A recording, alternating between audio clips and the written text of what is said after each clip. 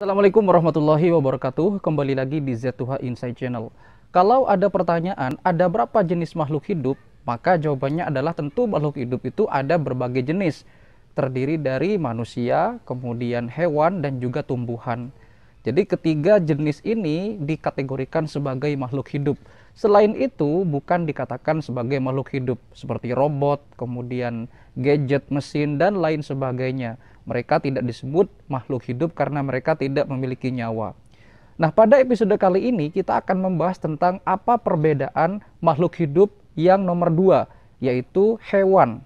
Karena dalam perjalanannya sering sekali kita mendengar istilah hewan dan binatang itu banyak yang salah kaprah.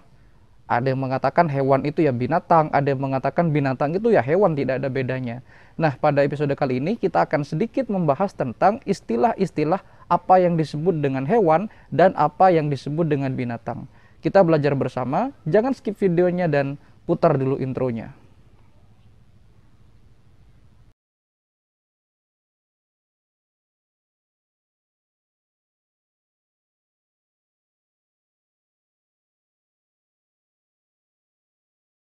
Apakah hewan dan binatang itu sama?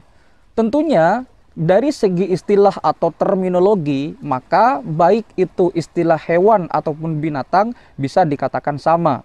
Karena kedua terminologi tersebut, yaitu hewan dan binatang, sama-sama digunakan untuk menunjukkan sebuah objek yang bukan manusia ataupun bukan tumbuhan, melainkan beberapa hewan ataupun beberapa ekor binatang. Sehingga kalau dari segi istilah maka penggunaan tersebut tidak keliru. Tetapi pertanyaannya, apa perbedaan secara detail dari kedua istilah tersebut, yaitu hewan dan juga binatang. Nah, untuk menjawab hal ini maka kita harus membedahnya dari segi kebahasaan atau dari segi etimologi. Kata binatang atau istilah binatang itu adalah asli dari bahasa Melayu. Sedangkan kalau hewan itu berasal dari bahasa Arab, yang berarti keduanya sama-sama menunjukkan suatu objek yang bukan manusia ataupun juga bukan tumbuhan. Hewan kalau dalam bahasa Arab, bentuk pluralnya atau jamaknya menjadi hayawanun. Sedangkan kalau bentuk mufradnya atau singularnya berupa hiwanun. Dan kedua kata ini, binatang dan hewan, itu kalau di Indonesia sama-sama digunakan, baik secara terminologi ataupun secara etimologi. Sedangkan dalam praktisnya penggunaan hewan dan juga binatang itu banyak sekali jenis-jenisnya, baik itu vertebrata ataupun invertebrata, ataupun hewan yang tidak mempunyai tulang belakang dan hewan yang memiliki tulang belakang. Ada juga yang herbivora, karnivora, omnivora, mamalia, vivipar, dan ovovivipar. Ada juga yang hidup di dua alam atau yang sering kita sebut dengan istilah amfibi. Bahkan ada juga beberapa hewan ataupun mamalia yang bisa terbang. Katakanlah ada burung dan juga kelelawar.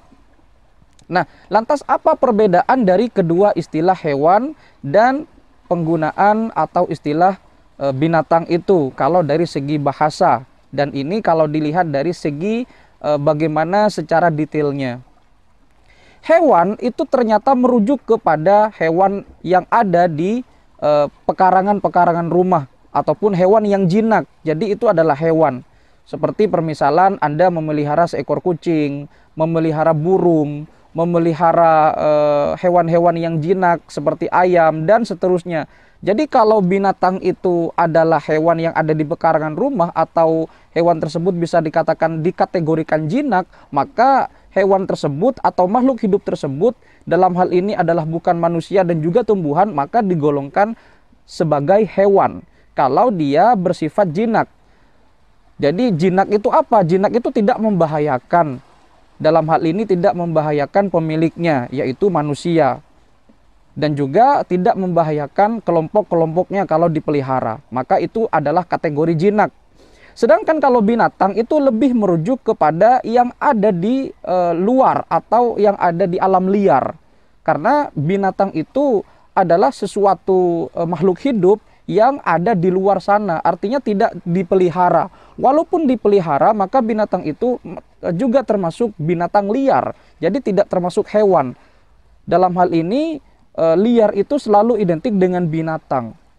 Seperti contoh, manusia itu mempunyai insting binatang, atau dalam kondisi-kondisi tertentu manusia itu bisa saja lebih jahat atau bahkan lebih brutal daripada binatang. Ini menunjukkan bahwa manusia itu dalam kondisi tertentu memiliki sifat yang lebih liar daripada binatang. Tetapi juga dalam suatu sisi manusia juga memiliki sifat yang lebih jinak daripada hewan. Jadi kedua istilah hewan dan binatang itu secara bahasa penggunaannya berbeda. Hewan itu merujuk kepada sesuatu yang jinak, sedangkan binatang itu merujuk kepada sesuatu yang liar atau bahkan sangat liar yang ada di luar sana. Dan juga kalau dipelihara, maka juga tidak termasuk kepada jinak, tetapi melainkan adalah hewan liar atau binatang liar yang dipelihara. Sehingga kita banyak menemukan penggunaan kata seperti kebun binatang, bukan kebun hewan. Karena kenapa? Karena di kebun binatang itu tempat berkumpulnya beberapa makhluk hidup yang bukan hanya terdiri dari makhluk yang jinak, melainkan juga terdiri dari beberapa makhluk liar di dalamnya. Sehingga kurang elok kalau menggunakan kebun hewan. Jadi seolah-olah kalau kebun hewan, maka isi dari kebun hewan itu seolah-olah adalah hewan yang jinak semua. Sedangkan kalau kebun binatang itu lebih merujuk kepada beberapa kumpulan makhluk hidup yang terdiri dari hewan jinak ataupun hewan dalam hal ini adalah binatang buas yang hidup di alam liar yang dikelompokkan menjadi satu dalam sebuah kebun binatang. Nah, lantas bagaimana kalau hewan ternak? Apakah ada binatang ternak? Tentunya kalau hewan ternak itu hanya terfokus kepada hewan saja. Karena biasanya kalau hewan ternak itu adalah hewan yang tidak membahayakan manusia. Dalam hal ini mereka tidak mengganggu aktivitas manusia, seperti tidak membahayakan, bisa mencakar, bisa menggigit. Kalau misalkan ada orang yang ternak singa dan ternak harimau, itu berarti mereka memicu adrenalin ya. Karena biasanya hewan ternak itu biasanya terdiri dari hewan unggas, kemudian beberapa ekor sapi, kelinci, ataupun kambing. Jarang sekali terdengar ada orang yang berternak singa atau berternak kuda nil misalkan, karena mereka adalah tergolong binatang yang hidup di alam liar atau tergolong liar. Lantas bagaimana dengan penggunaan kata satwa? Apa itu satwa? Terkadang kita sering mendengar juga dan sering membaca satwa liar. Nah, satwa itu adalah bahasa Sanskerta.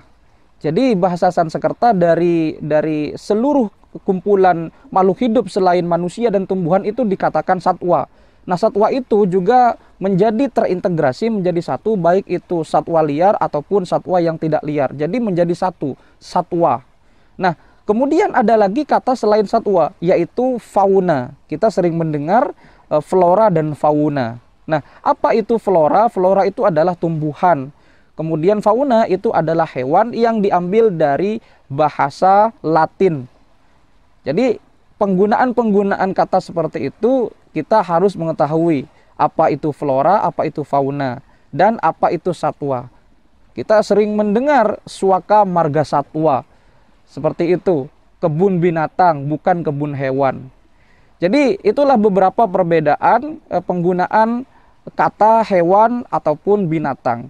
Secara makna mereka adalah sama, tetapi secara pengelompokan dan penggunaan kata atau etimologisnya, kedua kata tersebut tidaklah sama. Binatang dan hewan itu tidaklah sama kalau dalam segi etimologis. Dimana kalau hewan itu merujuk kepada yang jinak-jinak, sedangkan kalau binatang itu merujuk kepada sesuatu yang liar, yang ada di luar sana. Mudah-mudahan video ini bisa bermanfaat untuk kita semuanya. Terima kasih sudah menyimak. Jangan lupa untuk terus mendukung channel ini berkembang. Like, komen, share, dan subscribe. Tunggu video berikutnya. Wassalamualaikum warahmatullahi wabarakatuh.